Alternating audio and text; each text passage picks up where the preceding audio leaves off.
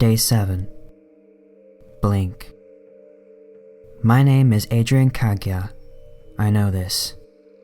I am sitting against a floor of dust, my back absorbing the cold of the wall as I stare at the ground trying to get a grip of the last 7 days. I tell myself, this will pass.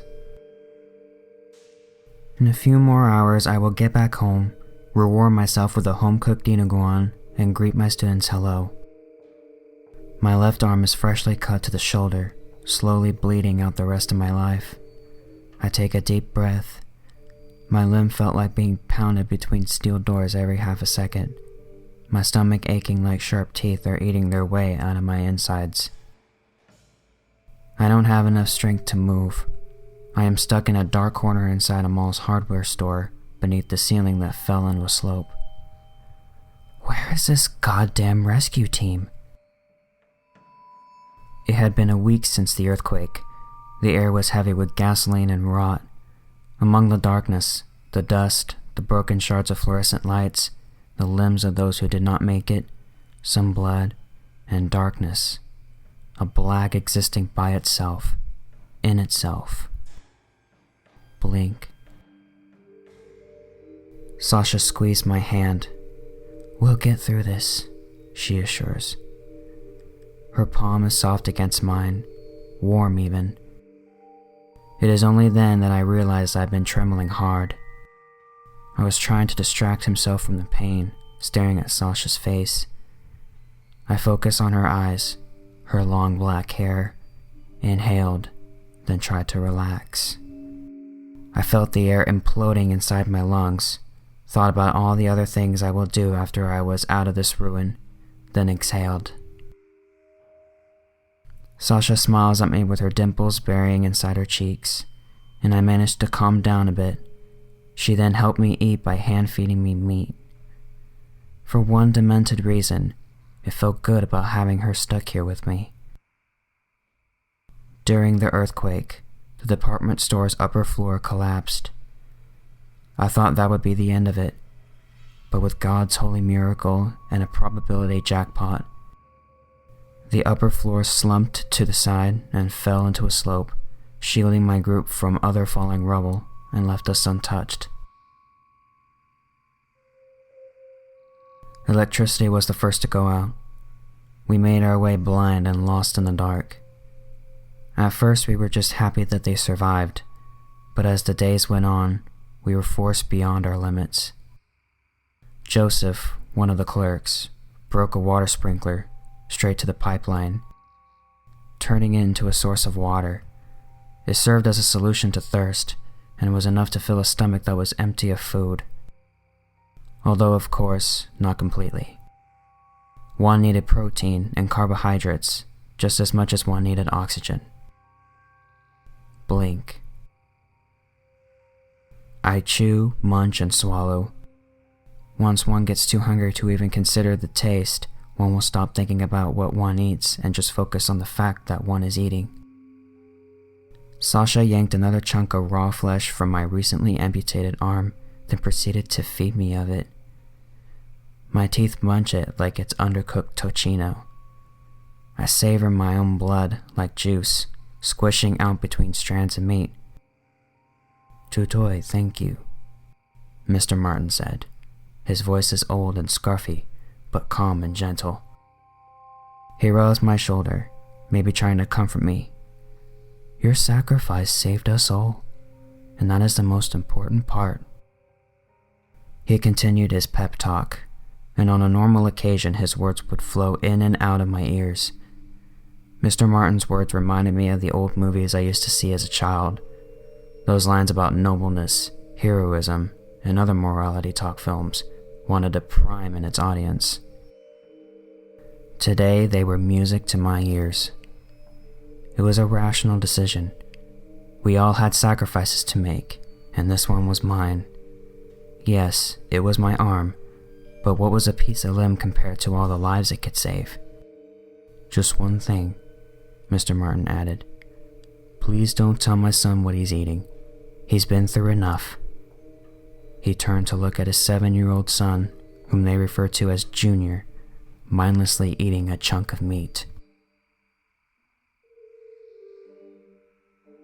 Day 8.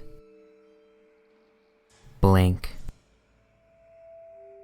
When I woke up, my throat was as dry as a drought, and my head was a spinning sandstorm.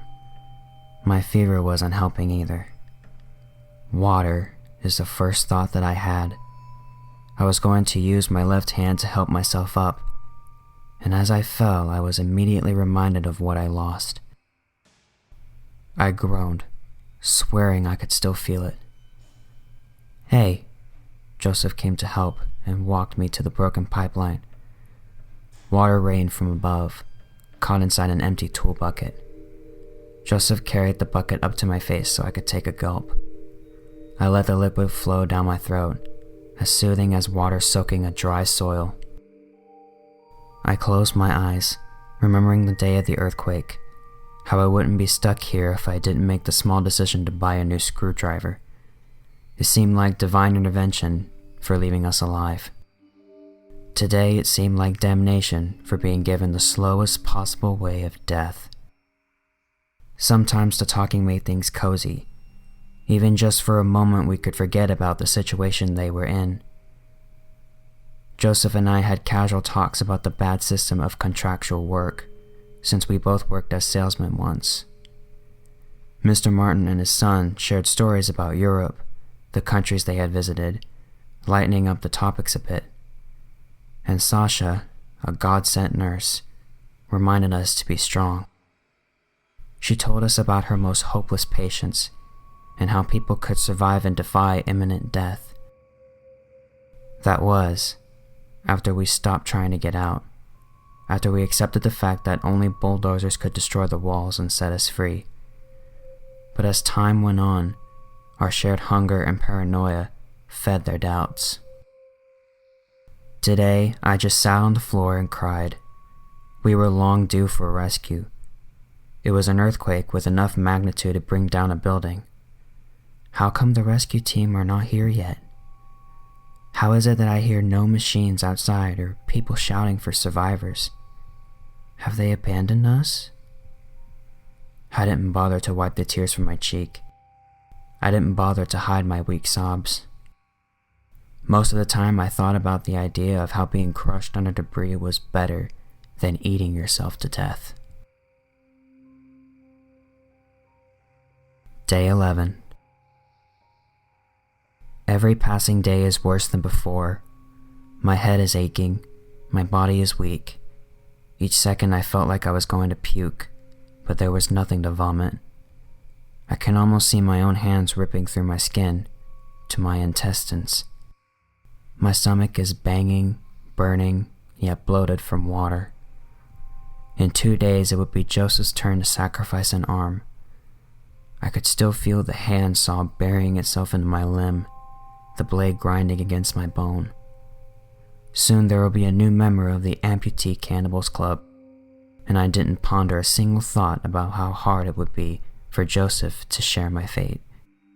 The only thing I cared about was that in 2 days, I am going to eat. Day 13.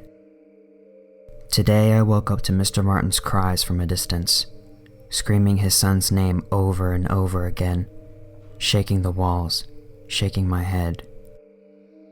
I scrambled to my feet, half awake. "I'm sorry," I could hear Sasha, speaking in a muffled sob. "I'm sorry I couldn't do anything." I rubbed my eyes as I sprinted across the rubble, stepping through stones, stepping against the palm of a corpse. My stomach growls, my head aches, my veins burn. There is Junior, lying motionless on the asphalt, his shorts torn on the left, revealing a narrow, swollen wound on his leg. The cut is yellowish, rotten, surrounded with dried blood. It started from his upper knee to his lower waist. The boy's eyes are open the whole time, never blinking once. His whole body was steady, stiff. Mr. Martin sat beside him, crying as he held his son, caressing Junior's cheek. Sasha beside them, and Joseph coming from a distance holding a handsaw. My stomach writhes and writhes and writhes. "Martin," Joseph mumbled, his face dripping with sweat. "There's nothing else we could do. Sasha tried everything," he continued, taking a slow step forward. "And I know he's your son, and I am sorry that I am saying this, but..." He paused. "All of us are hungry." Joseph looked at Junior, and I knew in that moment that those eyes weren't looking at a corpse, that those eyes were already looking at his food. It was the amazing miracle of death. "It's been 6 days since we last ate." "Don't you dare lay a finger on my son." Mr. Martin swept Junior into his arms. His voice was deep now, stern like that of a soldier commanding his platoon. "Look, I'm not a bad guy, and I know what I'm saying is wrong," Joseph reasoned out. "I mean, I'm supposed to give up my goddamn arm today." His hand closed into a fist. "But because this happened, maybe..." "This is my son's body." Mr. Martin's voice boomed through the room, his whole face turning red. "I intend to bury him whole." Sasha tried to squeeze in between, begging them to stop, pulling Joseph by the arm, but her words faded into white noise. I watched and writhed and writhed and writhed. In my ears, all I hear is the concert of chaos and disorder, the sour violins and the bitter piano screaming in high pitches, trying to outsound the other. Joseph's eyebrows folded underneath. "All right then, we'll bury your child, and then what? You're going to cut my arm?" Joseph's foot charged another step forward. "I'm going to give up my limb while we're burying some goddamn food?" I could hear the church bell swinging back and forth, inquiring fortissimo. "Just try." In a quick second, Mr. Martin rose to his feet, his height meeting Joseph's. His fist swung straight into Joseph's face. Joseph kept his footing, his nose leaking drops of blood. He fought back, knocking Mr. Martin to the floor. He wrestled over the old man's chest, laying punches against his cheek. I think of the juice leaking out of tender meat. I stared at Joseph, pounding on Mr. Martin's head, the way the bones of the hand buried against the cheek, turning it to red like pounded beef. It felt like a spell, a requiem forming within me. Blink. Mr. Martin reached for a screwdriver he kept in his pocket as Joseph delivered another swing. Blink. I don't know. I was lost in a trance. My eyes were looking at Sasha. I wasn't really looking at her. I wasn't really listening. She had grabbed me by the shirt and was shaking me back and forth and back and forth and back and forth.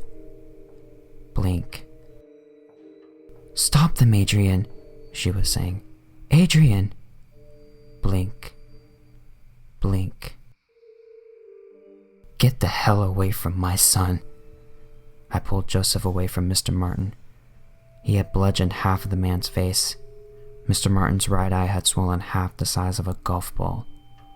I turned to Joseph. "What were you thinking?" Blink. There was a screwdriver impaled through Joseph's right eye, pierced through his skull. His body fell flat to the floor as I let go. Blink. In my head, I thought a barbecue skewered through a stick.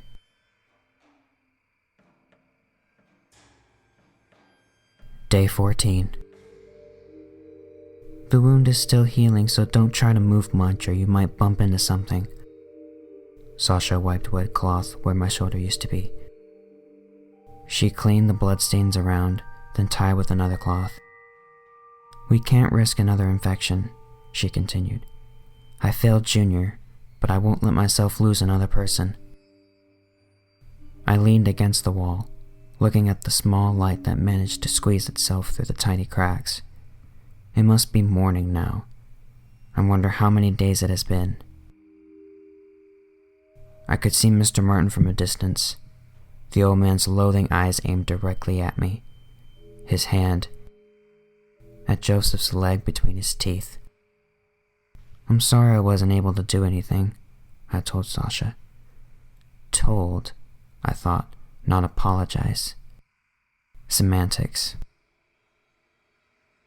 I stopped lying to myself that I was not glad of my inaction, that what it deserved wasn't an apology, but gratefulness. It was my inaction that is inside our stomach.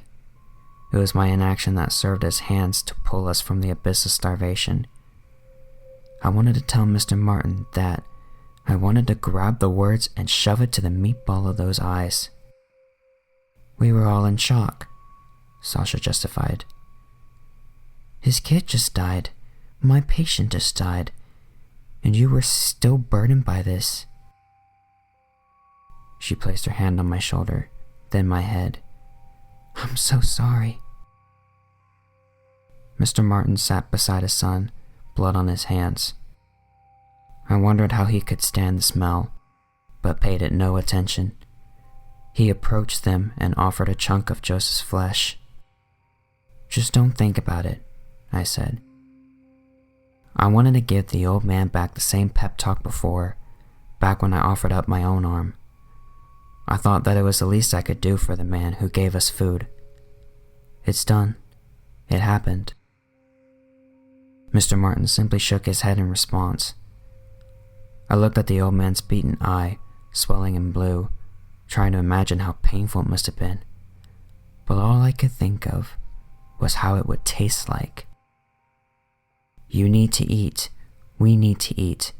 Let's stop worrying about anything else for now," I tried to encourage him. "At this moment, the only thing worth of value is our lives, so eat," he insisted. "We can live for days out of Joseph's body."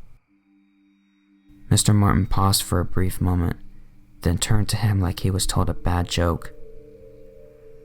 "What happened to us, Adrian?" he mumbled.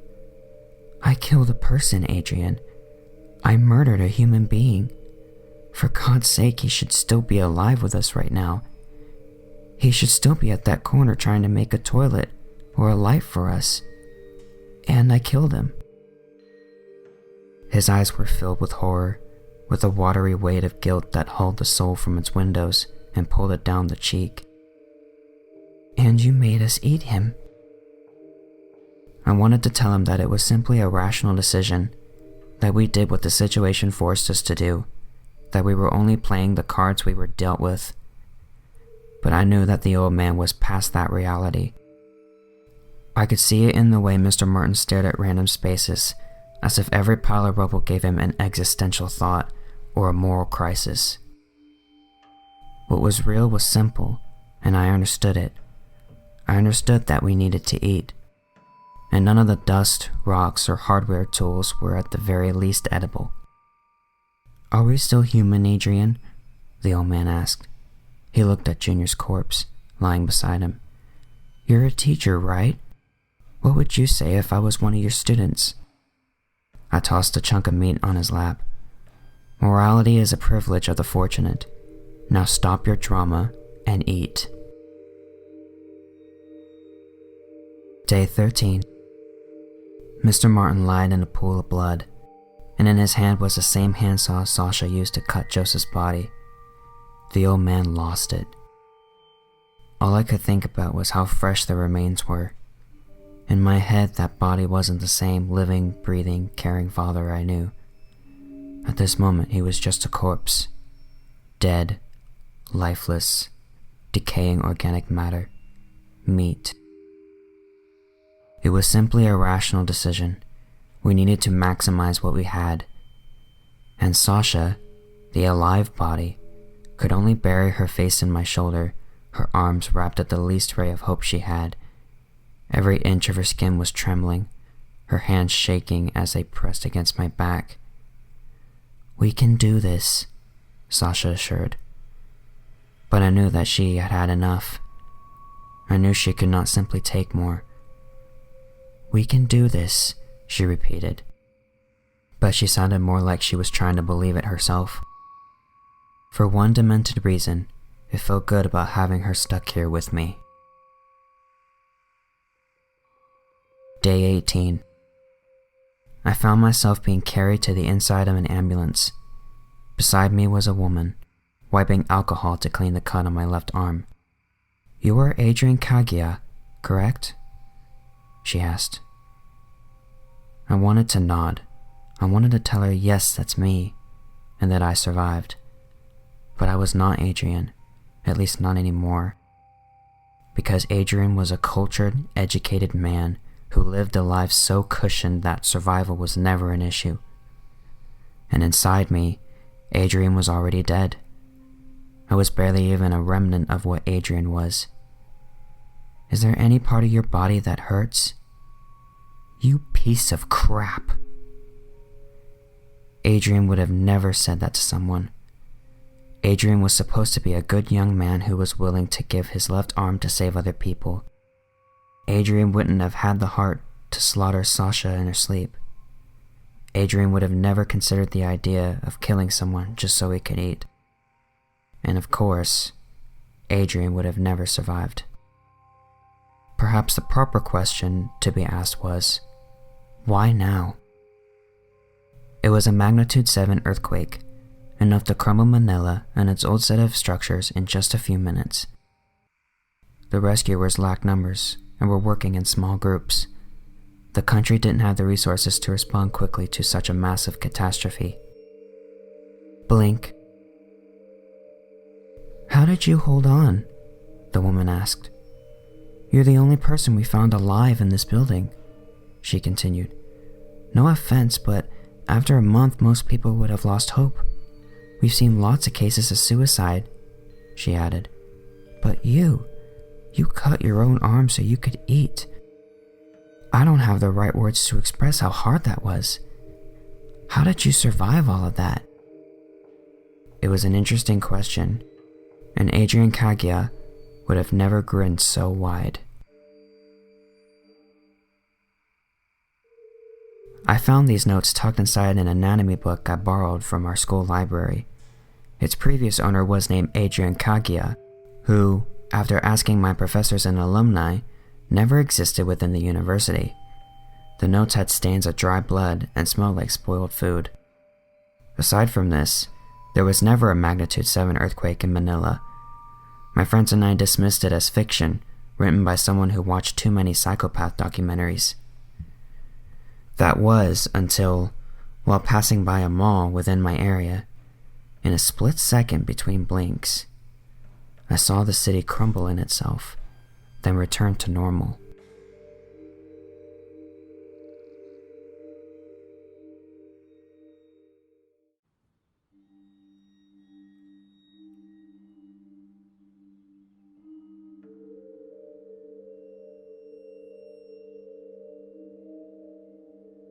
I waited as the old man took his time retrieving a fat manila envelope from a chest of drawers in the living room. I flipped through the wad of bills inside after he handed it to me. "You ain't gotta worry," the old man said. "It's all there." I traveled a ways down a back country road to get to the farmhouse. Once majestic, the tendrils of decay had grasped hold of this house. Great big flakes of white paint had peeled off the clapboard siding, revealing the dead timber underneath it. All things at the end will rot. The money was worth the trip. I charged a higher sum for this job because of its peculiar specifications. $80,000, half before, the other half after it was done. I retrieved a Polaroid, soon to be burned, that I kept folded in my back pocket. The old man put his hand out. "I don't need you to show me," he said. "I know you saw it through. I trust your reputation. Not much room for mistakes in your business anyhow. Treacherous as you might be, I can count on you to get a deed done." Treacherous? Old man had a lot of nerve speaking to me that way, given what he asked me to do. The old man had wanted the target shot, stabbed through the heart, and dismembered.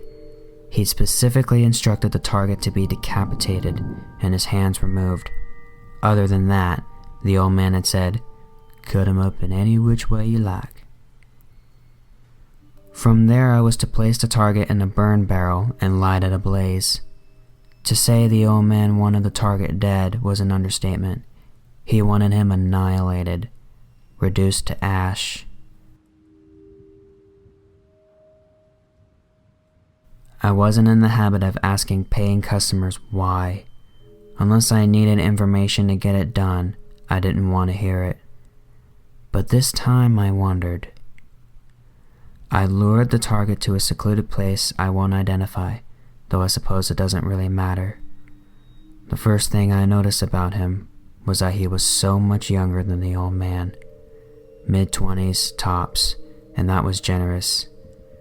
I couldn't imagine what the kid had done to make this old man so hell-bent on killing him. Couldn't have been business. I knew every single organized crime figure in the area, and the old man wasn't one of them. Had to be personal then. I still couldn't fathom what vendetta the old man had against a kid decades his junior, but I set the question aside and did my job. I couldn't keep the issue out of my mind for long. Inside the farmhouse, I noticed a frayed photo among the dusty picture frames scattered along the mantel. Though he was younger and less wrinkled in the photograph, I recognized the old man. He was picnicking in the field, one arm around a border collie dog and the other around a brown-haired woman. In front of the adults sat two children, a smiling young girl who looked much like her mother, and an older boy with a 1,000-yard stare. His gaze was unsettling. It was almost as if from that still moment in his past, he was sitting in judgment. Despite his age in the photo, I recognized him instantly. It's hard to forget someone you shot point blank. A hit of uncharacteristic compunction formed inside me. Most who met the barrel of my gun were folks as knee-deep in the underworld as I was, who done bad things to worse people and faced the consequences. This was different. "Your own son?" I asked. "I didn't think you asked questions," the old man said.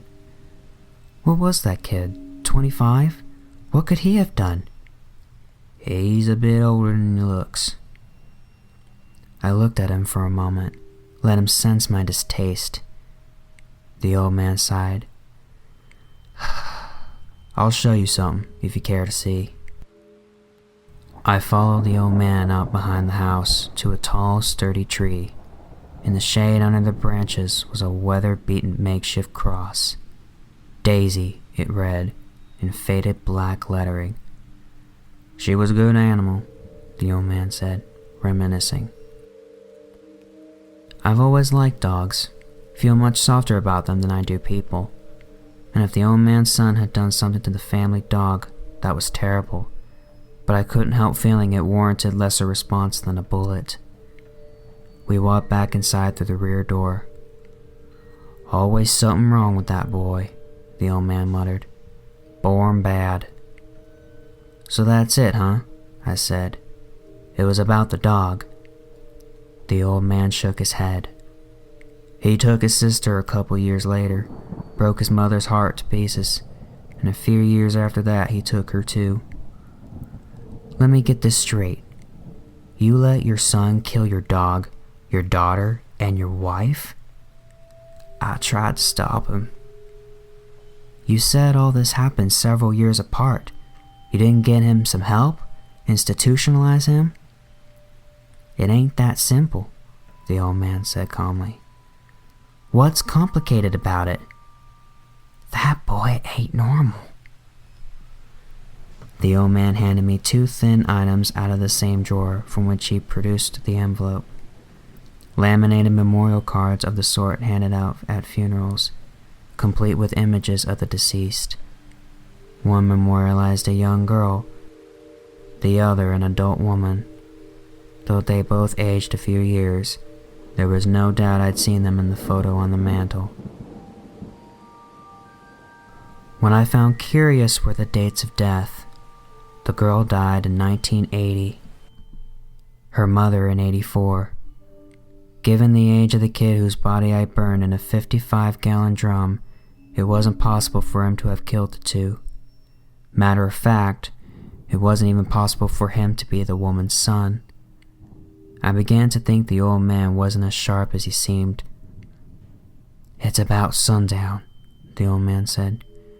"You don't want to be here out alone in the dark. Let me see you out." The old farmhouse was situated atop a grassy hill, and its grand front porch overlooked the road below. I was starting down the steps when the old man spoke. "Where'd you get rid of the body?" I told him. He grunted before shifting a rocking chair on the porch so it faced the east side of the road. He sat, adjusting his veteran ball cap before reaching to his side. For the first time, I noticed a pump shotgun leaned up against the house. I gripped the handle of the pistol I was concealing. "No need," the old man said, nestling the pump in his lap. "If I had a mind to shoot you, I'd have done it already." "If you're such a great shot," I said, "why'd you hire me?" "Shooting ain't my problem," he replied. "Done it plenty.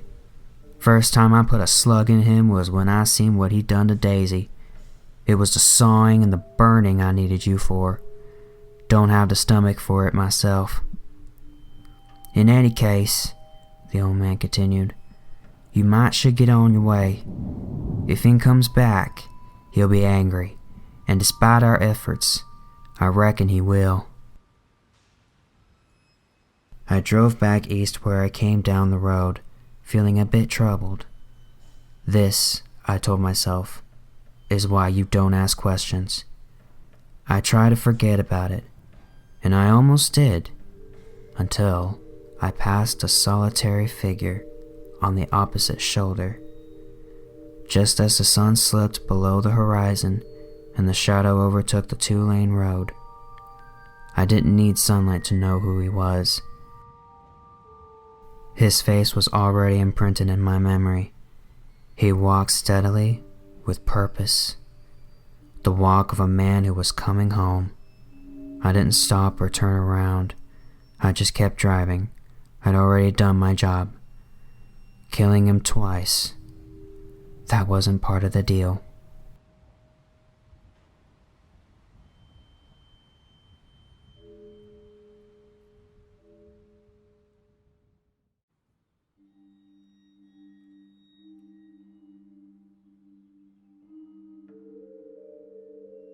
I'm shaking right now.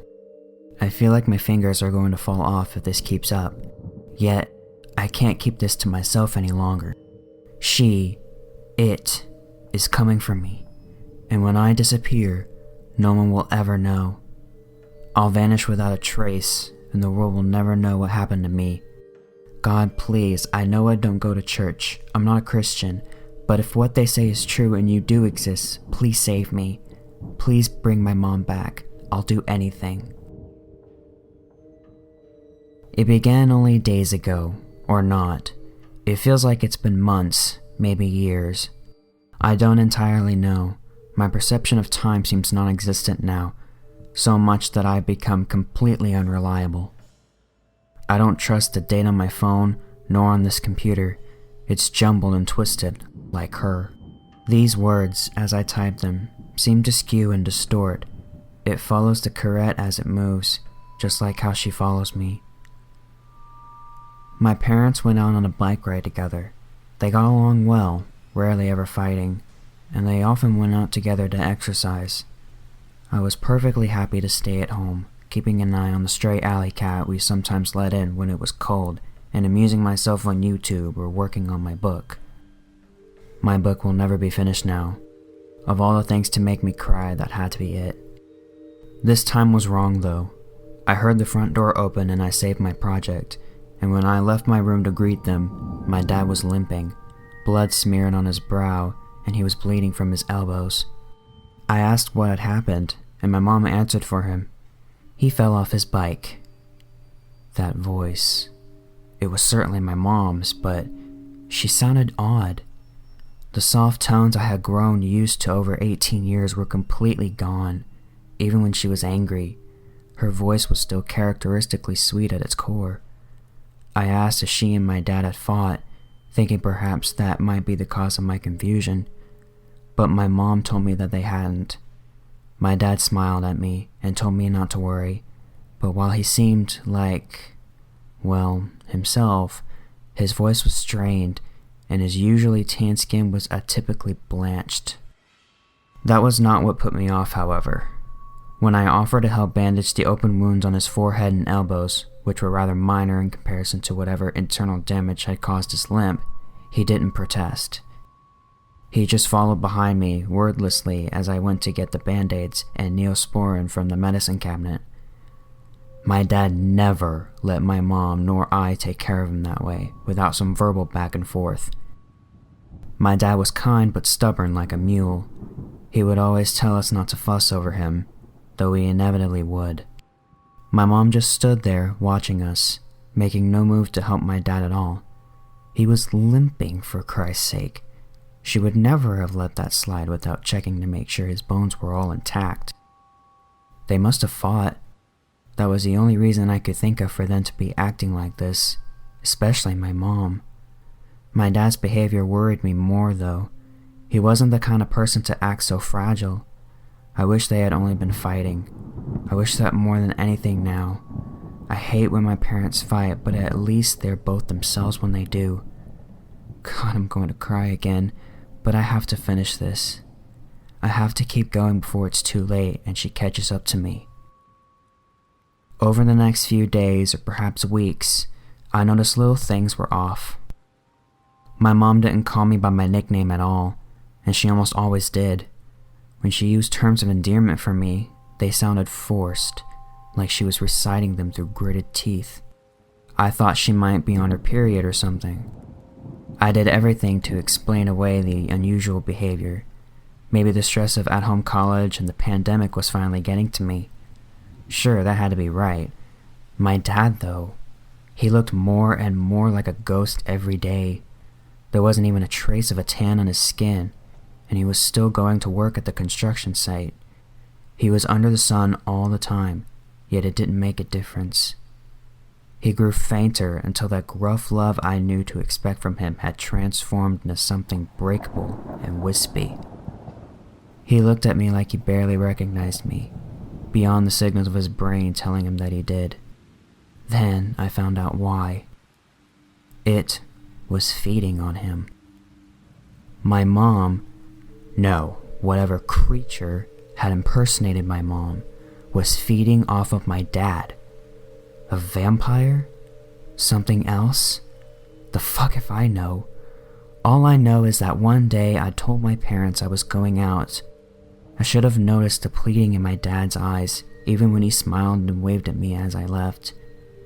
I should have seen the terror that he could not express in words. I remembered it only when I quietly snuck back inside through the back door, wanting to see exactly what was happening while I was gone. God, I'm still reeling from it, but I snuck through the kitchen and to an adjoining hall where my parents' bedroom was. Our house was only one level, there were no stairs to climb, and when I pierced past the half-open door, I saw something that will haunt me for the rest of the little time I have left. She was on top of him, a beast that looked like my mom, but was bigger. Her body seemed to dwarf the king-size bed, and far stronger than my dad. Her skin was tight to her gigantic bones, and her spine curved at an unnatural angle as she leaned over him, long-fingered hands cradling my dad's head. Those animal claws of hers dug into his skin, and her pellucid tongue, which was long and spiked at the end, slithered like a snake into his mouth and down his throat. I nearly threw up. Even thinking about it now makes me want to vomit all over myself. My disgust and terror only increased when thick red blood, Dad's blood, traveled up the translucent tube with such a repulsive sound. I didn't know what the fuck to do. What could I have done? I backed away, trying to keep my heart from leaving my chest. It was pounding so hard. I know that I should never have stood there for as long as I did. I should have started running, but my feet felt like they'd been glued to the floor. My hands affixed to either side of my head in panic as my back pressed against the opposite wall. When the gulping noises abruptly stopped, I knew I was fucked. I looked up and her eyes were on me. My mother's face, attached by a skeletal neck to that colossal body. Those yellow eyes captivated me like prey. The door opened on its own. She picked up my dad's feeble body in one gigantic hand and threw him at my feet like a rag doll. His depleted form making a thud on the ground. He was breathing, but barely, and his eyes gazed slightlessly forward. I fell to my knees holding him and sobbing like I've never sobbed before. He was dying. This thing had killed my dad. Then she spoke, in my mom's voice exactly, now with the soft tones I knew. "You will be him," she told me. I could not see her. Through the tears. I didn't want to. I wanted to wake up. "You will taste sweeter than he did. You are young. I will make you last." I heard a screech, and the tears fell from my eyes, clearing them for but a moment. I saw my dad's arm holding her at her own bay with an impossible surge of final strength. His face looked more alive than it had in what felt like forever, and though no sound left his mouth, his lips said, "Go." I did what he asked. I ran. I flung the front door open and ran out. But I nearly fell when I heard the horrific crunching noise and my dad's gasps of pain right behind me. I ran for so long, never looking back. I'm at the library now. I'm on a public computer. This was the only site I could log into. The words are jumbled and the world around me is darkening quickly. I live near a police station, but when I went there, the building was simply gone, like it had never existed at all. I try to contact my friends, my family, 911, but I can't get hold of anyone. When I do get messages, they're from her. She says she's getting closer, how she can't wait to use my body and bleed me dry. This must be a horrible, horrible dream. It has to be. It has to be, please.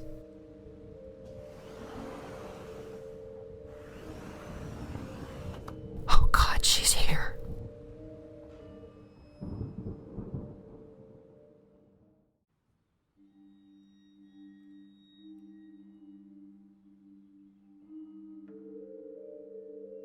Burned alive and buried alive. The two worst fates for any living creature that I could ever possibly imagine. If forced with a choice, which would you pick? Unbearable physical agony or extreme mental torture? The most excruciating pain imaginable or the utmost form of horror that the human mind is capable of conceiving? Up to a few years ago, I didn't know either. Why would you even consider it if not forced to? Well, one day I found out which I'd choose. One day so dreadful that there's no adjective in the English language strong enough to properly convey the horror of it. A day so awful that I struggled just to recall it. I had the choice put upon me. Here is what happened. Years ago, I bought my first home. Being an overall fan of the macabre and living in rural New England, I decided on a nearly ancient American colonial-style home, reminiscent of something out of a Nathaniel Hawthorne or Arthur Miller story. It was a product of a bygone era. Though it was built in the early 1800s, as the cliche goes, it had good bones and had been fairly well maintained considering its age. That being said, it still needed some work. A few weeks after closing, while fixing some of the faulty old wiring in the basement, I came across a centuries-old drain set in the stone flooring. It was maybe 3 feet in diameter and covered with a heavy iron grate that was worn with many decades worth of rough brown corrosion. It resembled the entrance to a dungeon. Like I mentioned above, I have a curiosity for all the dark and morbid elements of the world. Finds like this were the exact reason I wanted this house. So I decided to have a closer look at the forgotten thing. I laced my fingers through the dirty old grate and gave it a firm pull. It opened with a pained and rusty cry. I gazed down into the hole. A faint, acrid stink arose from its depths. It was as dry as old bone and quiet as a crypt. I assumed, due to the home's location on the side of a small hill, that the basement had once been prone to flooding, and that the modern technological developments had rendered that, like so many other things in this place, a relic of the past.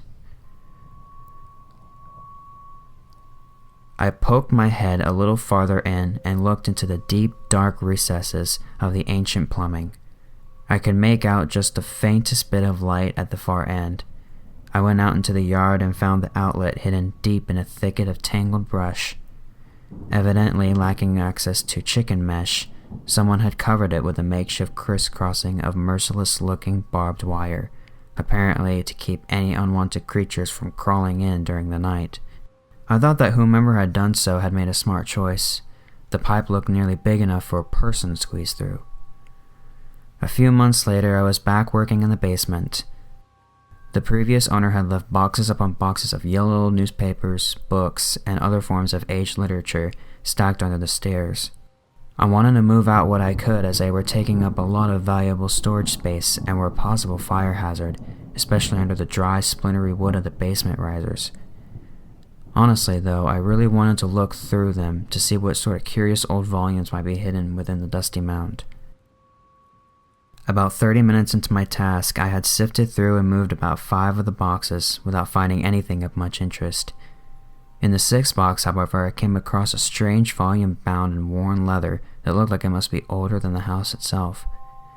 It had the words Kitab al-Kanus embossed on the cover and was written in what appeared to be Arabic, though I'm no linguist. There were English translations or notes of some sort written in the margins.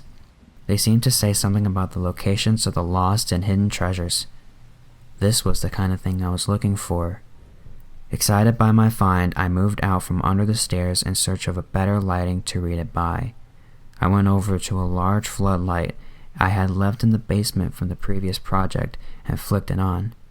The decrepit wiring running under the stairs sparked violently. I spun quickly and in doing so, tripped and fell backward. By the time I got up, the sparks had already lit a fire in the stack of boxes that stood nearly a meter high. It was licking and biting at the withered stairs like the jaws of a hungry animal. In hindsight, at this very moment, I should have sprinted through the flames to safety. Whatever burns I would have suffered would have paled in comparison to the trauma I was doomed to endure by staying put. But like they say, hindsight is 20/20. Instead, I sat frozen in shock of the sight in front of me. When I snapped out of it, I looked around frantically for any sign of something to douse the flames with, but of course there was nothing. Nobody thinks to keep a fire extinguisher in their basement. The blaze rose higher, engulfing the staircase and spreading around the door jamb at the top like some kind of hellish decoration. I tried desperately to hold back panic and think of a way out. My basement had no windows and no hatchway either. Then the fire spread to the exposed fiberglass insulation in the ceiling. It jumped from section to section like a stone skipping across a pond. The air became thick with the baking heat.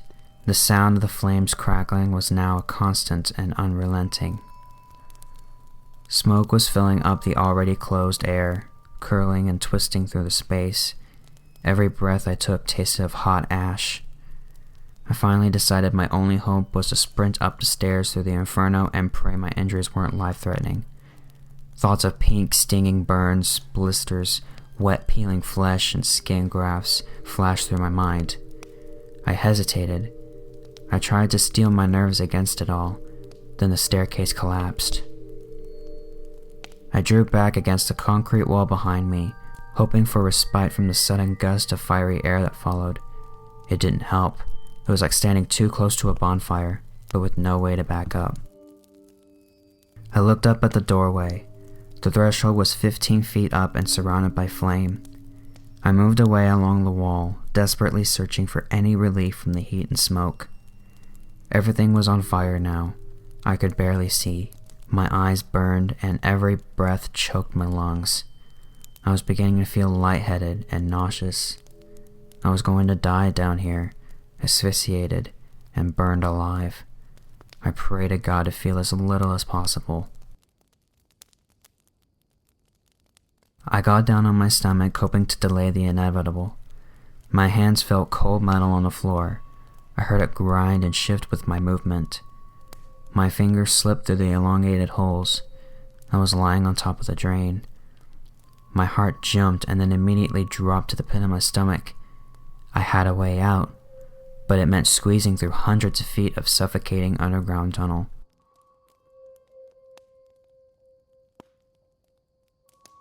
I pulled it open, and it gave that same rusty cry as before. I put my head inside. The air felt so cool and fresh compared to the basement. I looked at the speck of light way down in the darkness. It looked miles away. I tried pushing myself inside. My shoulders pressed against the sides of the drain, pinning my arms tightly to my sides. Claustrophobia hit me like an electric shock. I scrambled back up immediately. I couldn't do this. It was so narrow.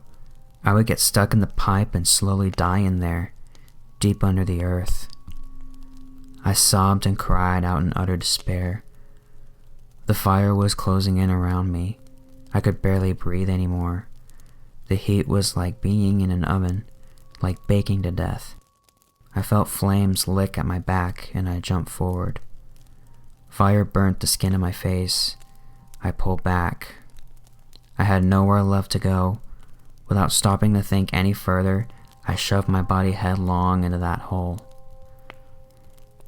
I wriggled in like a worm, the flames burning at my feet and the legs giving me the dearly needed motivation to move forward. My arms were pinned to my sides again. Because of the L shape of the drain, I had to go in upside down. It was like being trapped in a coffin. It was like being stuck in a cave miles below the Earth's surface. Dread and anxiety like I've never felt before consumed me. I wriggled and squirmed and kicked. I moved mere centimeters with each desperate effort. The sides of the pipe clenched around me like a fist. Every move felt like it would wedge me hopelessly in the pipe. In my position, I couldn't even see where I was going. I had no idea how much progress I was making, if I was even getting closer to the opening. The darkness was total. I sobbed and screamed and squirmed further, scraping my skin on the rough sides of the dried up old pipe. My mind was pure panic now. I pushed with my legs all I could, but I only had room to lift my knees a few inches. I struggled wildly to keep moving, the sides of the cylinder grinding against my shoulders and hips. My manic breathing and hopeless cries echoed deafeningly in the pipe. Then I came to a rise. I could feel it like a ridge under my back. The buildup of centuries of rock-hard mineral deposits created a stalagmite-like formation underneath me that gradually rose up the sides of the passage. I kept pushing and squirming as feverishly as ever until I felt my shoulder squeeze right up against my neck. I kicked and I twisted and I yelled, but I could not move. I was pinned within the jagged ridge. There wasn't room to move forward, and I had no way to back up. I was stuck, completely and totally stuck. I thrashed my legs and jerked my torso violently. I whipped my head around and cried out like an animal in a trap, banging my forehead against the top of the pipe and scraping the skin off. Still, my body wouldn't move. I cried and I screamed until I was exhausted. Then I cried and screamed even more. I began to fade in and out. I dreamt that I saw the faces of the dead climbing out of the earth above me. I heard the voices of demons in my ears chanting and laughing at me in strange languages. I could feel the pipe squeezing and tightening and relaxing just to play with me. The world spun uncontrollably at times, making me dizzy and sick. Other times I floated paralyzed through the void. My thoughts whirled violently around my brain like mad biting flies. My head felt like an oven with my brain baking inside. The salt of my tears burned my dried up eyes. I was going to die in here, alone, stuck, unable to move. I completely lost my sanity during those hours. My consciousness turned to a soup of constantly churning, manic thought with nothing resembling rational or ordered cognitive activity remaining. Consequently, it was my wild animalistic screams that finally alerted the firefighters to my whereabouts deep within the pipe. They had to wait until the fire had died down before they could call in an excavator. Eventually, the heavy machine became too risky, as it could easily have collapsed a decaying old tube, burying me within. So they set to work digging it up with shovels, and after they moved enough earth to expose the pipe, they had to cut down the section I was entombed in with a large saw. I know people were speaking to me during this time, trying in vain to keep me calm, but all I remember is the deafening, metallic shrieking that echoed through the pipe, stabbing at my eardrums like ice picks. Once freed from the rest of the conduit, they lifted the section that held me out of the ground with a small crane and set it down in the yard. I vaguely remember another floating sensation. I had hoped that I had died. Soon they went back to work with smaller yet barely less hideous sounding saws. It was at night at this point, so I didn't even get the minuscule benefit of daylight to ease the suffering. Other than the noise, it felt no different than when I first crawled in.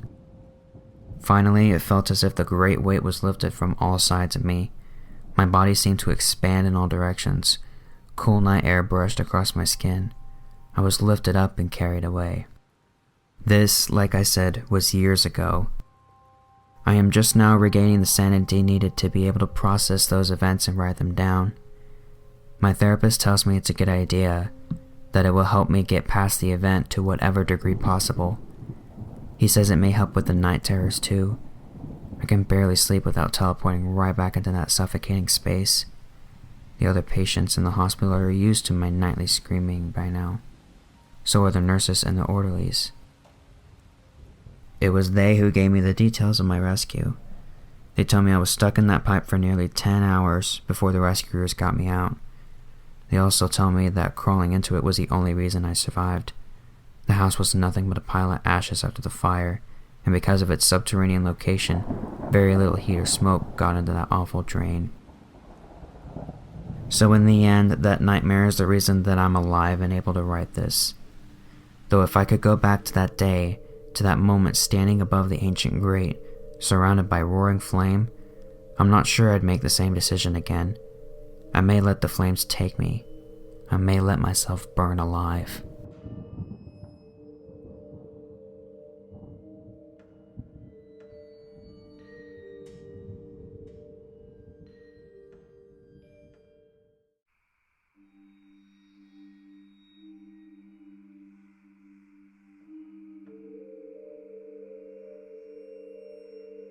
Look, Olivia, you know Mr. Jacobson wants this first thing in the morning, which is why you shouldn't have waited until the end of the day today to get started on your portion of the spreadsheet. I sighed. I already knew where this was going. I know, said Andrew, but I need this evening off. It's Michael's 4th birthday. I just can't miss the celebration. You'll understand when you have kids. I'll make this one up to you. You already owe me one, I said. This makes 2 favors. Heck, I should just take a few days off at this point and leave you to do my job for me. So you'll cover for me tonight? Said Andrew with relief. Thank you so much. By the way, is everything okay at your place? I'm hearing a lot of racket. Yeah, don't worry. Everything's just fine. What about you? You've got something funny on your neck. Huh? He responded, oblivious to the metal speck I noticed under his chin. Never mind, I said. It wasn't my problem, and I had work to do. I ended the Zoom call and removed my headphones. Leaning back in my seat, I reflected on the evening ahead. I had at least 3 more hours of work thanks to Andrew flaking out, and I knew better than to even ask my supervisor and team leader Mr. Jacobson for overtime. To make matters worse, my roommates, May and Gerald, were having a loud enough argument for my coworker to hear it through my computer. I decided to break for dinner before resuming the tedious monthly budget analysis. I opened the door from my bedroom to the cramped kitchen shared by the 3 of us. Gerald was already inside. I said hello, only to notice the bulging suitcase he was dragging to the entrance. "Oh," I muttered, a bit startled. "Yeah," said Gerald. He stepped up to me and gave me a polite hug. "Hopefully it'll get a bit quieter around here for you." I hadn't realized things between him and May had reached to a breaking point. May and I had been close once. I guess this is what happens when your job sucks away all your energy. You lose touch with people you care about, even when they're among the only ones you ever see in person. I helped Gerald carry out some of his belongings to his car. As we hauled the box of clothes down the short staircase that led to our kitchen, I noticed a small piece of metal sticking out of his arm. "Is your arm okay?" I asked him as we lowered the box into his trunk. "Yeah, why wouldn't it be?" I took a closer look at it. It was a zipper? But why would a zipper be attached to his arm? He looked at his arm and, seemingly finding nothing unusual, resumed loading his vehicle. He lifted a toolkit that was slightly ajar and found a more appropriate place for it. As he did so, his arm muscles clenched, causing the zipper to shift a half-inch down. A thin trail of blood leaked out from the gap that emerged. I gasped. Gerald, somehow still oblivious, gave me a perplexed look before turning back to the door to the half-house the 3 of us, well, maybe the 2 of us now, rented. May stood there, her face red and tearful. "See you, May," said Gerald. "Good luck." She waved faintly. I went over to comfort her. Gerald could deal with the bizarre cut on his arm on his own. May needed my company that night. I hated telling her that I had to get back to work. As grading my job was, it would be disastrous if I were to lose it. I worked past midnight. My weary eyes glazed past the terms that always floated around the descriptions of projects ongoing at my company. Words like bioelectronic, transfection, and electrotransmission, and towards the numbers that formed the basis of my job. Finally, I submitted the complete report at 1:15 a.m. I fought to open my eyes the next morning. Mr. Jacobson didn't respond to my daily morning check-in email. The next time I heard from him was that afternoon, when he sent a message to our whole team, with a higher-up manager CC'd. "Thank you, Andrew, for the excellent work as always." My name wasn't mentioned. After work, I finally touched base with May, who just finished a virtual tutoring gig. "I just realized things with Gerald weren't going to get any better," she told me. "So instead of dodging all the issues like we always do, I insisted that we talk it out last night. It got pretty heated, as you heard, but he eventually decided to leave. He's moving in with his brother in the East Side for the time being." I told her that I was sorry, both because of what happened and because I hadn't been there for her as her relationship had fallen apart. "I don't blame you," said May. "Honestly, I think we both knew things had run their course between us a while ago, but we didn't want to have to deal with one of us moving out during the pandemic. But we could only put off dealing with— Hey, did you cut yourself?" I interrupted, noting a drop of blood running down her cheek. "What? No, I don't think so." "Just turn your head to the right and stay still," I instructed. Behind her left ear, a metal zipper lingered on the surface of her skin, just beneath her hairline. "What the hell is that?" "What's what?" asked May, understandably worried. The zipper was embedded into her skin. It appeared to have dropped from its starting point by a fraction of an inch, undoing her skin as it went. A small quantity of blood dripped out from the gap it left behind. I dabbed the blood with the tissue, applied an antibiotic cream, and pulled the zipper back up, where it appeared to stay relatively secure. Before I could get a bandage, May rushed to the bathroom mirror to see it for herself. Her reaction left me even more befuddled than before. "I'm telling you, it was right there," I said. "I saw it and I touched it." But she was right. There was no zipper to be found. "Olivia, look, there's obviously nothing here," said May. "Are you okay? I mean, it wouldn't make any sense for there to be a zipper on me in the first place. And it's not like I felt one. I just don't understand. I'm sure I saw it. Same with Gerald, and Andrew too." It was her turn to be confused when I showed her the drops of blood on the tissue I used. Neither of us knew what to make of it. The best answer for what happened that we could come up with was that May had accidentally scratched herself without realizing it, and that I had been mistaken about what I'd seen, but it wasn't a satisfying explanation.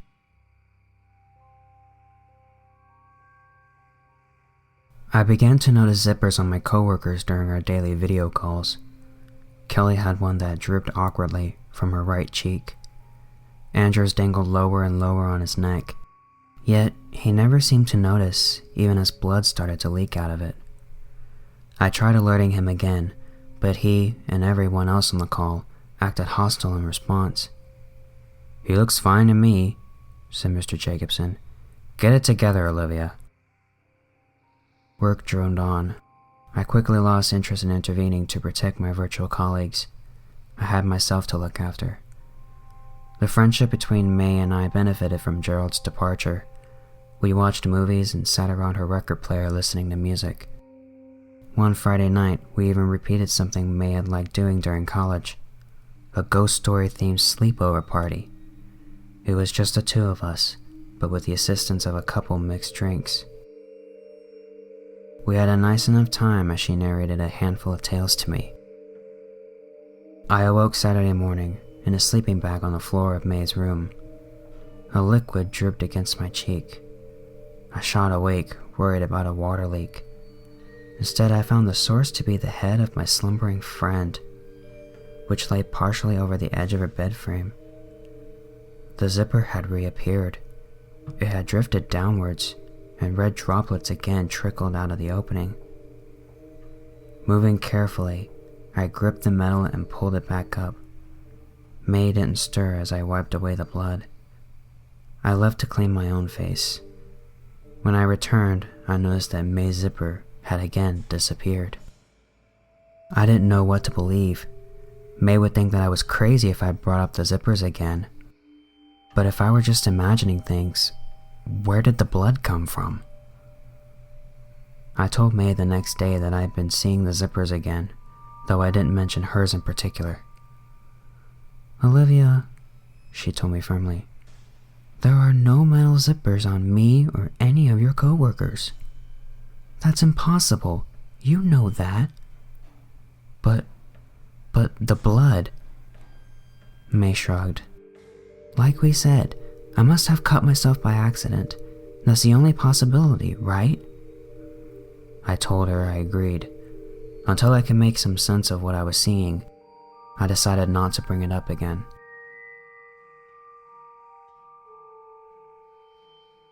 That Monday morning, Andrew confided in me that his mother was in the hospital. "She's on a ventilator," he sent me via chat. "It's hard for me to focus knowing her life is on the line." I sent him some supportive messages and offered to cover for him again. During our next daily team call, Andrew's video at first refused to load. It finally appeared while Mr. Jacobson was lecturing us about a new procedure for logging complaints of in-house contagions and pre-pandemic experimental exposure. Andrew's decrepit appearance shocked me. Beneath the eyes he fought to keep open, a long red gash extended down his neck. His zipper had dropped to somewhere on his chest. Blood oozed out and soaked through his stained blue shirt. Slowly his head lowered. He teetered and then fell to the floor. "Jeez, Andrew, are you okay?" I asked. "Excuse me, Olivia," said Mr. Jacobson. "I'm talking now. Did no one else just see that? Someone needs to get an ambulance sent to Andrew's house now." As I spoke, Andrew's video cut off. "No, I'm fine," said Andrew in a hollow, weary voice. "I don't know what Olivia's making a fuss about. Please carry on, Mr. Jacobson." Mr. Jacobson glared for a moment, presumably at me, before continuing. The next day, I learned from an email that Andrew was taking an indefinite leave of absence due to undisclosed medical reasons. May found fewer gigs over the next few weeks. At my insistence, she reluctantly agreed to let me cover her portion of the rent until she found stable employment. The long hours of joblessness started to wear on her. She would often get snappy or withdrawn. She probably sent out 100 job applications at this point without any offers. When she wasn't applying for jobs, she spent much of her time tending to her ever-growing collection of small cacti. I laughed when she informed me that she'd assigned a name and a personality to each of them. She called them, quote, substitute friends. "Good night, Olivia," she told me late one evening. As she headed into her bedroom, I noticed the zipper, and that it had drifted an inch down her head. I waited for an hour before creeping as quietly as I could into her room. I opened the door carefully and stood still for several moments, until I could discern her rhythmic breathing. I stepped over the carpet until I reached her bed, where she lay asleep. No blood had come out of the opening made by the zipper. Not yet, at least. Perhaps not at all, if I intervened. I reached carefully for her. I'd have a lot of uncomfortable explaining to do if May awoke to find me there, but I felt compelled to act all the same. I gripped the zipper and slowly pulled it up. May started to reach for it, as if to scratch an itch, but her arm drifted aside at the last moment. Finally, the zipper set in place at its starting point. I let it go, tiptoed out of the room, and closed the door behind me. It became a regular ritual. When May had a rough or restless day, the zipper would loosen and start to descend, and I'd sneak into her room in the late night or early morning to discreetly return it. The next day, the zipper would always be gone. I noticed one on me, too. It was on my back, near my right shoulder blade. The longer I worked, the further it dropped. Every morning and every evening, I tucked it back into place. The job kept me too busy to dwell much of the insanity of the whole situation. I had Andrew's work to worry about in addition to my own. Mr. Jacobson grilled me in front of the whole team the next morning. "Olivia once again failed to account for the recent market fluctuations in her weekly report." I'm sorry," I said, distracted by the crimson streak running down Kelly's neck. "It won't happen again." A call from Mr. Jacobson late that evening interrupted a board game May and I were playing. "Yes?" I said, figuring there must be some kind of emergency. "Olivia, I am correct that you have been diligent in your social isolation?" "Yes." I said, surprised by the question. "Good," said Mr. Jacobson. "So have I. So I'm assuming you have no objection to your upcoming performance review being in person." "What? Yeah, that's fine, of course," I said, ever acquiescent to my boss's demands. The call left me alarmed, though. Why would he insist on seeing me in person after I'd been working virtually for so long? I worried that he wanted to fire me, and had decided that it would be more polite to do so in person. I barely had time to settle down before I heard May shriek. While I'd been on the phone, she'd gone into her room. I arrived to find her hand clasped against her head, just behind her left ear. Had the zipper appeared and she finally noticed it? I should have listened to you and not put Shirley so high up, she said, referencing to a cactus she placed on her bookshelf. I've forgotten it was there and leaned in to get something. I think there's a thorn stuck in me now. I took a closer look. The zipper had, in fact, reappeared, and the thorn protruded through the loop in its pull tab into her skin. She reached to yank out the thorn. Stop, I called. You'll move the zipper. We were both silent for a moment. Did you say? Just let me get it out for you. I proceeded to pluck out the thorn. As I did so, I moved precisely enough to avoid touching the zipper, which then receded into her skin. May sat down with me afterwards. Why didn't you tell me that you were still seeing them? She asked. I took a deep breath. I thought you'd think I was crazy. I think, and I do think, that you need help, she said.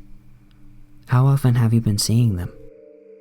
Tears welled in my eyes as I opened up and told her how I'd seen them on everyone I had encountered lately. Including on me? She asked. I nodded. I've adjusted yours before when it's gotten loose. I didn't give more detail.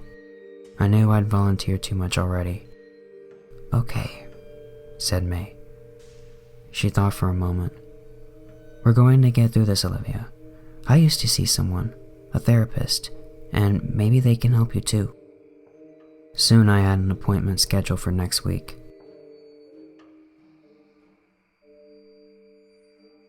When it came time for my performance review, May offered to drive me to the office. I resisted at first, as I didn't want to trouble her unnecessarily, but she insisted that she was worried about my mental health and pointed out that she had nothing better to do that day. She watched from the car as I approached the office building. I put on full business attire for the first time in months. When I reached the front door, I found it to be locked, and my keycard wouldn't open it. I called up Mr. Jacobson. Oh, I'm so sorry, Olivia, he said. I didn't specify the location, did I? I'd happily meet you in the office, but corporate still has the whole floor shut down. We aren't allowed to step foot in there. I know it's unconventional, but I think we'll have to do this at my place. He read out his home address. He said what? Screamed May after I returned to the car. You didn't agree to it, did you? I know it's weird, I said, but I need this job. Olivia refused to go, said May, and file a complaint with HR. There's no good reason for him to invite you to his place for this. I know it's fishy, I said, but I need this to go well. If I tell him I'm uncomfortable about it, who knows what he'll do in response. Olivia, I know what he's like and how this job is treating you. Sometimes you have to fight back, even when it's difficult. I don't want to be rude, May, but someone has to pay our rent. I can't lose this job, and I'm not going to risk starting a conflict with my boss over potentially nothing. May drove me there, but when we pulled up outside a split-level home, she insisted that she come inside if I was gone for very long. Mr. Jacobson ushered me in moments after I rang the doorbell. He led me into the living room. I took a seat on a dark blue couch as he closed the blinds. I appreciate you coming down here, he said as he took a seat across from me. Let's get started. I remained nervous about the content of the performance review, but he at least seemed intent on getting to business. Your performance has been problematic. I gulped. For now, I see no choice but to recommend to management that you be let go at the end of the quarter. As he spoke, I noticed a shiny object jostling at the top of the center of his forehead. It was barely visible behind his graying bangs. That is, unless you persuade me to send along a more positive assessment. I could even request that you be given a raise. Time slowed as I realized just how right May had been. I was such an idiot. Why had I come here? I should have listened to her. So, continued Mr. Jacobson. "If you want to persuade me to do that, why don't you come upstairs with me? My wife's away. It's just the two of us. We can all come out of this as winners." My heart throbbed. I felt like I was suffocating. The right answer was to say no, obviously, and to get the hell out. I'd taken every insult he'd given me. I realized he'd been testing and grooming me since I started my job. He'd noticed that I wouldn't fight back, even when his criticism was unjustified. The constant humiliation has gotten me used to feeling helpless. Yes, how about we go upstairs?" I said. I decided to play the part he'd written for me. I slowly followed him, painfully lifting my legs up each step until we arrived at the door to his bedroom. He followed me inside. Your shirt. Why don't you go ahead and take that off?" I said. He smiled widely and unbuttoned it. I reached my hand steadily toward his face, as if to caress it, only instead I grabbed the zipper that was in the center of his forehead and pulled it rapidly with all my might. The zipper traveled down his nose, jumped from the top of his mouth to the bottom, and then fell all the way down to his waist. I gave a mystified expression. I waited in silence for a moment as he looked at me over in confusion. Nothing seemed to be happening. May was right once again. I was crazy. There never were any zippers. What was I going to do now? Then, Mr. Jacobson gargled. All at once, his body opened up. His head split in two. Brains, mucus, saliva, and blood burst outwards. His chest followed. Organs and chunks of flesh spewed onto the floor. The lower half of his body and the hollow flap of skin that had once covered his torso collapsed into a grotesque heap. Another scream joined mine. I turned to find May at the door to his room. She'd seen everything.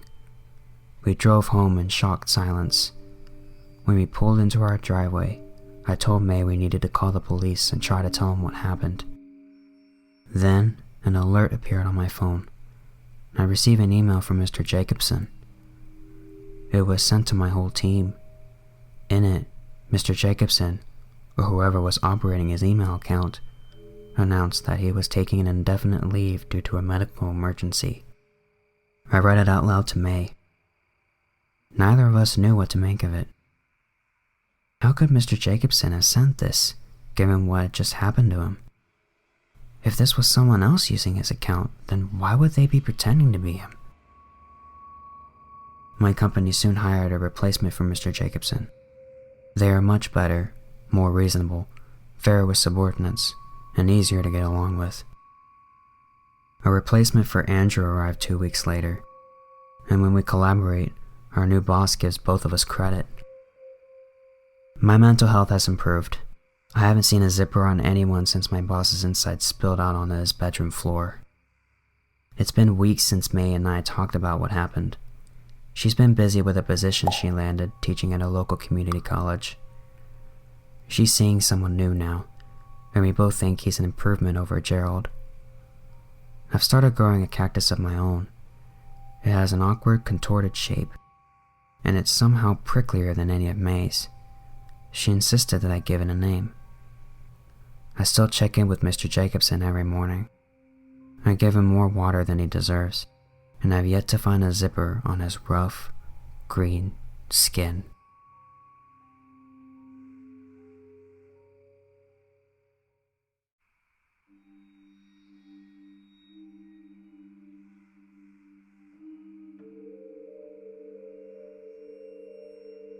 I absentmindedly flicked the switch to turn off my computer monitor. It was 5:30 p.m. and I was finally done for the day. I couldn't wait to get out of there. It was Friday and I was eager for the weekend, yearning to wind down and forget about work for a day or two. I work for a publishing house called Raven Mill Books as an editorial assistant, a lifelong dream of mine. I spend most of my day reading. Granted, the stories aren't always compelling, but hey, I still loved immersing myself in the work of others, whatever it may be. I turned to face Patricia, the girl that always sat next to me. I think she was in marketing. I was never sure, and she wasn't very talkative. "I'm done for the day, see you Monday," I said, picking up my handbag. My bag fell from my weak grasp as I glimpsed at her face. She had this permanent grimace that seemed to be fixed in her features. Her mouth was twisted as if she was in pain, and the color of her flesh was that of pure snow. It was as if someone had sculpted her face to be in a perpetual state of fear, but it was her eyes that chilled the blood in my veins. They were a deep, dark red, like two little scarlet ruby diamonds, and I could see tiny droplets forming at the edge of her damp eyelashes. Tears. I had never seen fear like it. It was overwhelming. It terrified me. "Pat?" I said meekly. She was so still, so silent, an unmoving statue. I touched her arm and it was cold, hard, and rigid. If I didn't know better, and if it weren't for the distorted expression that lined her face, I'd think she was dead. She was looking at something on her screen, something that was making her look and act this way. I tore my gaze away from her ghostly face and directed it toward her screen. It was blank, nothing but white noise and static.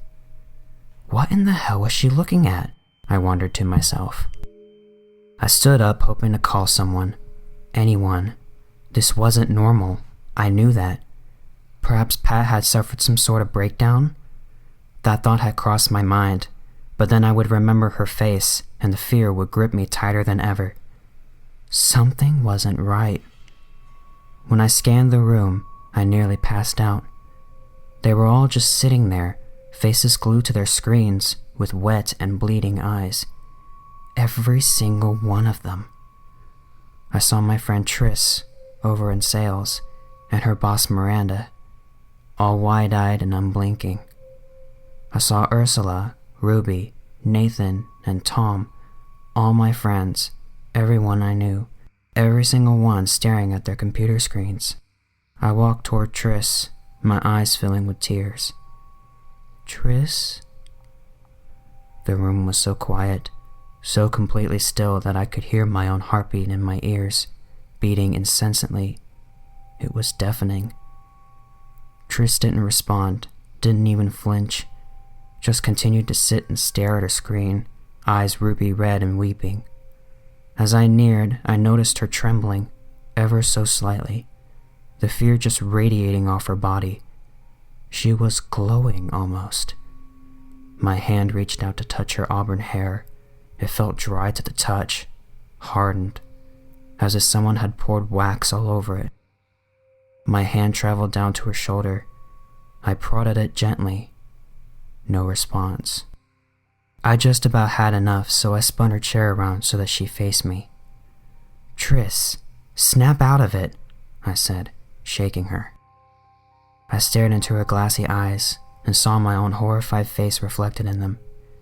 At that moment, she began convulsing violently. Her body shook with a fervor I had never seen before. Her bloodshot eyes rolled in the back of her head, glistening in the pale evening light as she shook. I loosened my grip and stood, watching in horror. I fumbled for my phone, desperate to call the police and the ambulance. I attempted to dial 999, but my heart sank when I saw that there was no reception. My phone lay, defeated in my sweated palm. I looked at the quivering body of Triss, and my eyes widened in horror as I watched her change, morph into something entirely different. Her convulsions had worsened as she had fallen to the floor. Her mouth was grotesquely askew. White foam dribbled from the sides. I could see her veins. They were thick and bulging, a deep, overpowering red. I saw them quiver as the blood coursed through them. Then she screamed. Her mouth opened unbelievably wide, and within I saw that she had bitten her tongue nearly in half. I felt powerless. All I could do was sit there and watch her die from whatever was happening around me. Her veins continued to swell, growing ever bigger, and before I could blink, they exploded. Before she succumbed, I heard her whisper something that sent shivers down my spine. Mom, please. I didn't know why those words escaped her dying mouth. Why was she begging? You see, Triss's mom had been dead for 3 years. She died in a car accident, was impaled by a truck apparently. It was macabre. Before Triss's blood had a chance to dry on my brow, Miranda caught my attention. She was concealed behind her screen so I couldn't see her properly, but I could see the top of her head from where I was. Something about her shrouded demeanor frightened me even more. I knew what she was doing, of course.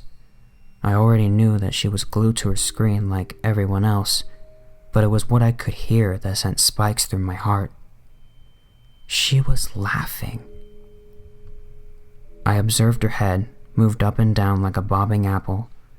I got to my feet, slowly, with my eyes closed. Believe it or not, I was too scared to look. When I did eventually open them, I let out this inhuman howl that I am certain was not my voice. Miranda's face was a ghastly, terrifying sight. Her eyes were unmoving, unblinking, just like the rest of them. But there was something strange and different about her mouth. She was smiling, a wide, unearthly smile that spread from ear to ear. Tears streamed down her face. I could see the dread in her eyes. Why was she smiling? Laughing even? I didn't know, and I don't think I wanted to know. Miranda? I didn't know what else to say. She didn't answer me, of course. Just continued to stare at the nothingness on her screen, laughing quietly, her body trembling.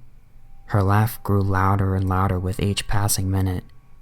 It was unnatural, like a witch's cackle. It was as if she couldn't catch her breath with each bout of ever-increasing laughter. It was downright creepy. She wouldn't stop. Her laugh became deep, guttural, and dry, as if her throat was parched, as dry as a bone. Then she began choking, hands clawing at her throat. Still, she never once shifted her gaze away from her screen. In between fits of suffocation, she managed to say something. "Philip, why are you doing this to me?" I didn't know Miranda well, so I had no clue who Philip was. Her head fell, hitting her desk with a bang. I heard her skull crack. I was done. I had to get out of there. I rushed downstairs, but when I got there, I realized that I couldn't leave. The doors were sealed shut. I banged and shouted at the door, my salvation just meters away from me, but whatever was happening in this building, it didn't want me to leave. I couldn't leave. Why was I the only one that didn't get affected? I turned my screen off before everyone else. I was sure of that, so it was pure dumb luck. That was when I saw something pale and gangling just out of the corner of my eye, just out of reach. It moved so swiftly, I was sure it was a trick of the light, but it petrified me even more because I knew it wasn't a trick of the light.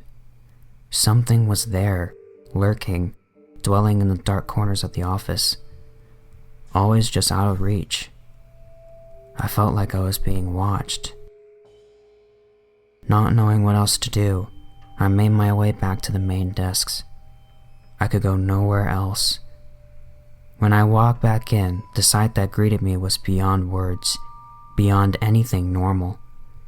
Every single person in the room was laying face down, face hugging their keyboards.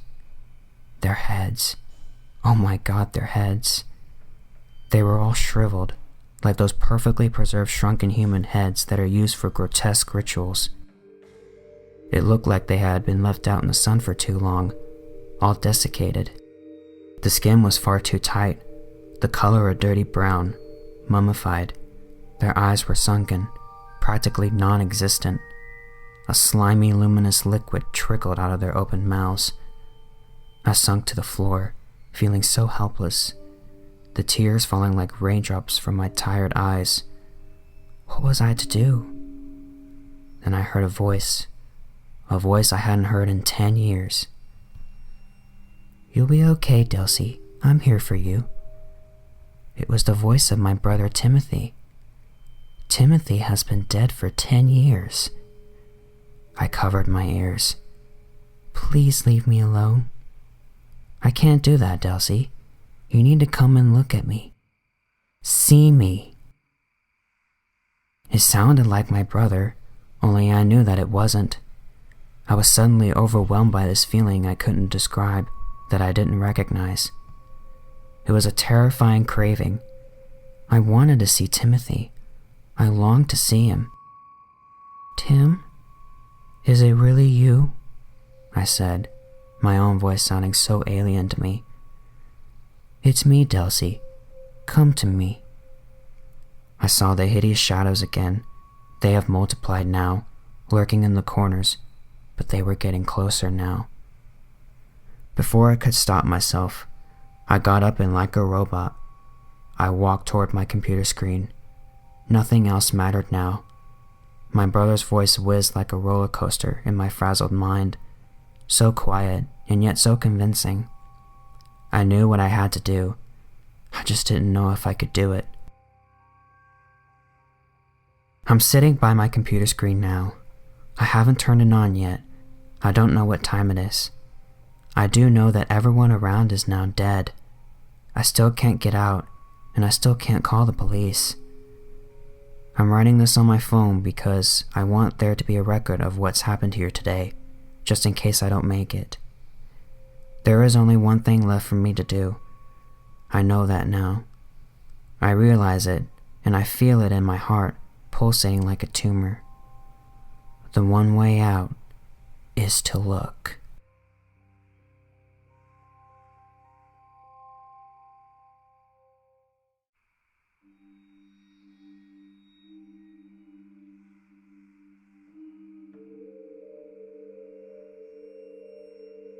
My son Vernon was always quite odd.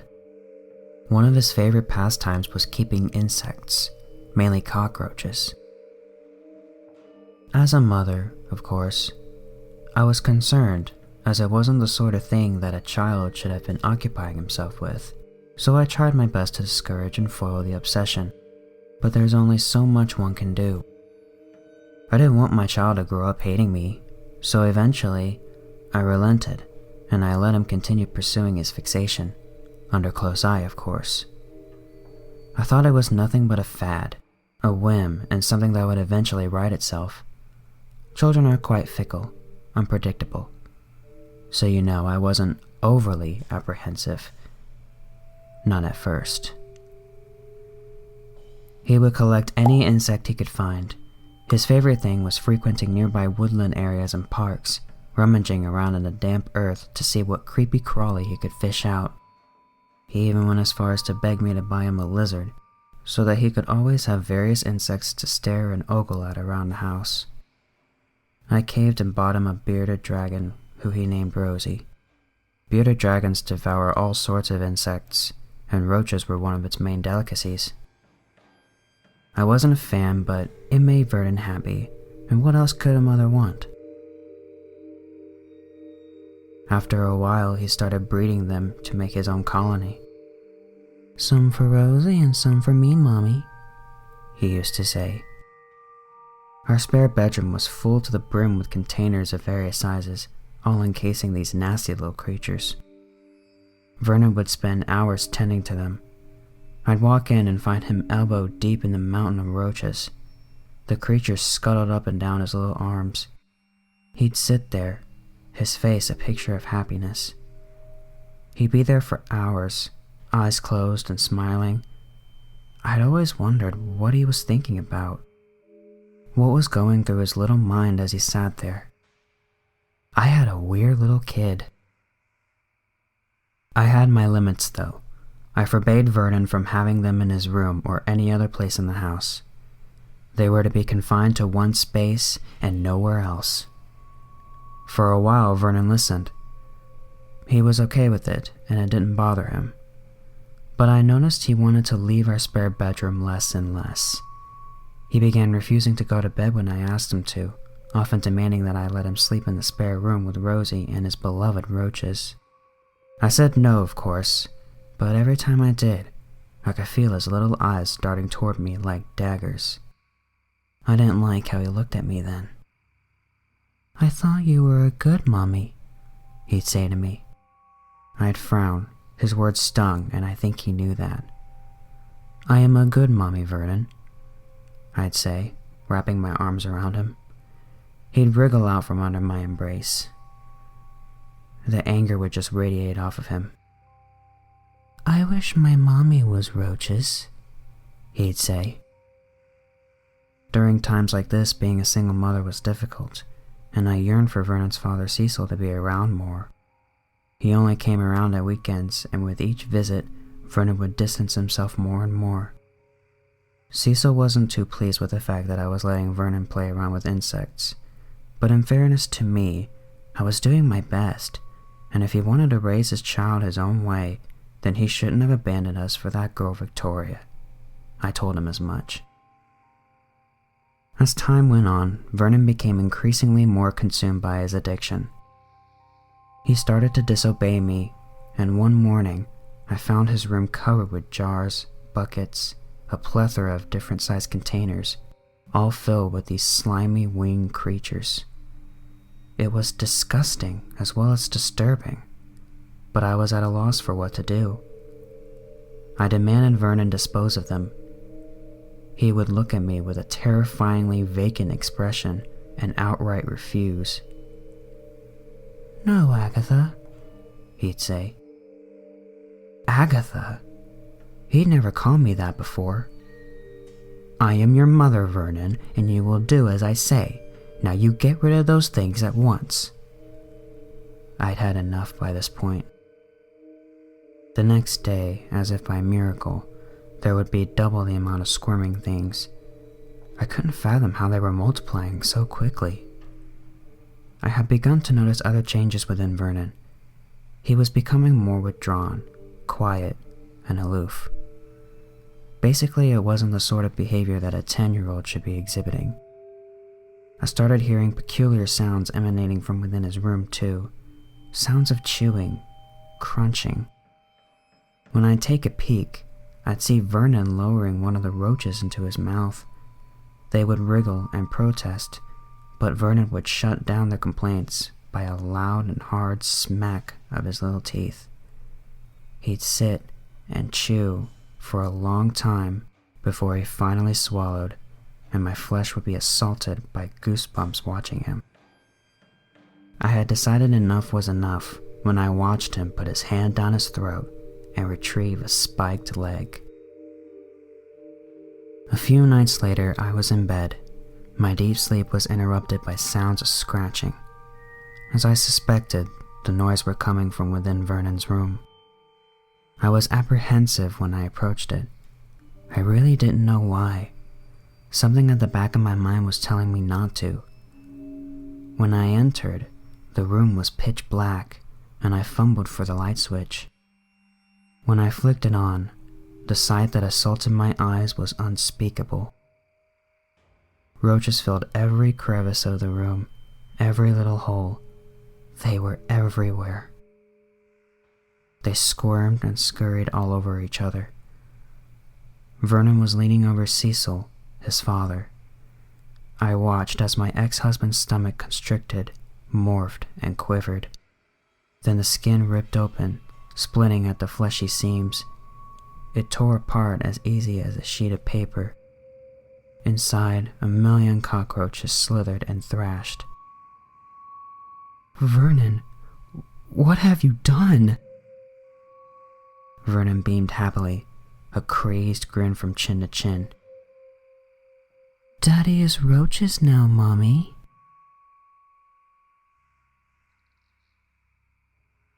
I only get to visit my son on weekends now. He resides in a psychiatric facility just outside of town. He is more withdrawn than ever, hasn't spoken since that night. I blame myself more and more each day, wishing that I'd done something. Anything. I should have never let it get that far.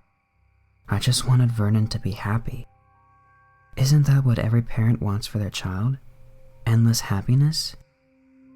I made a mistake that will haunt me until the end of my days. Everyone makes mistakes, don't they? We're not all picture-perfect parents, and I was trying my best. Was Cecil's death all my fault? Yes, I wholeheartedly believe that it was, and I will spend the rest of my life atoning for that. Was how Vernon turned out my fault? I don't know. I don't think I'll ever know. I rid my house of cockroaches, flushed them all down the toilet. Every single one. I had to rehome the lizard because I couldn't bring myself to feed it what it needed. I have tried to make some sort of life for myself since the incident, but how can you truly forget something like that? I lost my child. I lost his father. It was difficult. I've been having trouble sleeping lately. I keep having nightmares. I can't rid the image of Cecil laying there, his stomach ripped open, cockroaches all writhing and squirming inside. It's haunting. I think I've been hearing things recently too. Strange scratching sounds. They have been coming from Vernon's bedroom. I haven't been able to go in his room since it all happened, but who can blame me? I finally did the other night. I haven't been able to explain what I saw inside. When I walked into his room, I saw a small pile of cockroaches on the floor, squirming and wriggling. As I neared, they started shifting and morphing, forming words. "You shouldn't have done that, Mommy."